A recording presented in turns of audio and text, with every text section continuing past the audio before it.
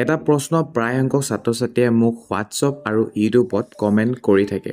গতিকে সেই প্ৰশ্নটো হৈছে যে মেট্ৰিক বা হায়াৰ ছেকেণ্ডেৰী পৰীক্ষা টান হ'ব নেকি বা কঠিন হ'ব নেকি? যদি তোমালোকৰ মনত এই প্ৰশ্ন উদয় হৈ আছে তেনেহ'লে এই ভিডিঅ'টো তোমালোকৰ কাৰণে। নিশ্চয় তোমালোকে ভিডিঅ'টো সম্পূৰ্ণৰূপে চাবা আৰু যদি ভিডিঅ'টোৰ পৰা উপকৃত হৈছোঁ বুলি ভাবা নিশ্চয় এটা লাইক কৰি চেনেলটো ছাবস্ক্ৰাইব কৰি ল'বৰ কাৰণে নাপাহৰিবা। গতিকে আহা আজি আমি জানি লওঁ যে মেট্ৰিক বা হায়াৰ ছেকেণ্ডেৰী পৰীক্ষা কঠিন বা টান হ'ব নেকি? গতিকে প্ৰথমতে তোমালোকে মনত ৰাখিব লাগিব যে যিকোনো এটা পৰীক্ষা কঠিন বা টান কেতিয়া হয় সেয়া তোমালোকে প্ৰথমতে জানিব লাগিব।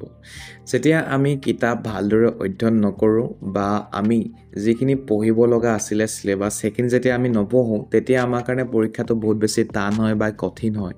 কিন্তু যেতিয়া আমি চিলেবাছ কমপ্লিট কৰোঁ বা যেতিয়া আমি পঢ়োঁ তেতিয়া আমাৰ কাৰণে যি পৰীক্ষা সেয়া একদম সহজ হৈ যায়। অৰ্থাৎ মই ক'ব বিচাৰিছোঁ যে পৰীক্ষা কঠিন বা টান কেতিয়াও নহয় যদি তোমালোকে ভালদৰে অধ্যয়ন কৰা। গতিকে ছাত্ৰ ছাত্ৰীসকল ভিডিঅ'টো বহুত বেছি দীঘলীয়া মই নকৰোঁ, মাত্ৰ এই ভিডিঅ'টোত মাত্ৰ এটাই কথা মই ক'ব বিচাৰিছোঁ যে তোমালোকৰ ওচৰত বৰ্তমানো সময় আছে। পৰীক্ষা কঠিন হ'বনে সহজ হ'ব তাৰ ওপৰত তোমালোকে চিন্তা কৰি কোনো ধৰণৰ লাভ নাই।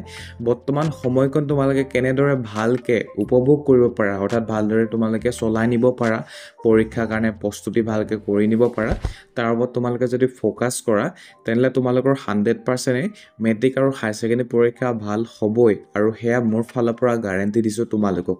আৰু ছাত্ৰ ছাত্ৰীসকল যিসকলে আমাৰ হোৱাটছআপ চেনেলত এতিয়ালৈকে জইন নাই কৰা গতিকে তোমালোকে আমাৰ হোৱাটছআপ চেনেলত জড়িত হৈ ল'বা, জড়িত হৈ পঢ়িবা তোমালোকে আমাৰ হোৱাটছআপত।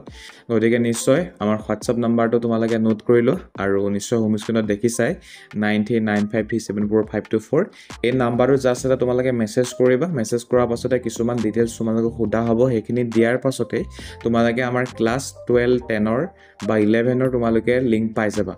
গতিকে যাৰ যি শ্ৰেণী হয় সেইটো তোমালোকে মেছেজ কৰিবৰ কাৰণে নাপাহৰিবা, লগতে নিজৰ নামটো মেছেজ কৰি দিবা। এতিয়া কথাটো হৈছে ছাত্ৰ ছাত্ৰীসকল তোমালোকে ইমান বেছি চিন্তা কৰি নাথাকিবা যে তোমালোকৰ এক্সাম কিমান টান হ'ব বা কিমান সহজ হ'ব, কাৰণ পঢ়িলে সহজ, যদি তোমালোকে নপঢ়া তেনেহ'লে পৰীক্ষা টান হ'বই। আৰু সেইকাৰণে মই এইটোৱে কৈছোঁ তোমালোকে ভালদৰে কিতাপ পঢ়া আজিৰে পৰা, আৰু টান নহয় পৰীক্ষা, ঠিক আছে? তো পঢ়িলে সহজে হ'ব সদায়। গতিকে এইটো কথা মনত ৰাখা আৰু ডেইলি পঢ়ি যোৱা। যদি আজিৰ পৰা যদি তোমালোকে 1%কৈ যদি পঢ়া তেনেহ'লে এটা সময়ত তোমালোকৰ 100% হৈ যাব। গতিকে সেইটো কথা মনত ৰাখি 1% ডেইলি নিজকে বেটাৰ কৰা, অৰ্থাৎ ভাল কৰি গৈ থাকা। 100% তোমালোক ইম্প্ৰুভ হ'বা আৰু এটা পৰীক্ষাত ভাল নম্বৰ লৈ উত্তীৰ্ণ হ'ব পাৰিবা। গতিকে আজি আমাৰ এই ভিডিঅ'টো ইমানতে সমাপ্ত কৰিছোঁ। তোমালোক সকলো ভালে থাকা, সুস্থ থাকা। ভিডিঅ' চোৱাৰ কাৰণে ধন্যবাদ। জয় অসম।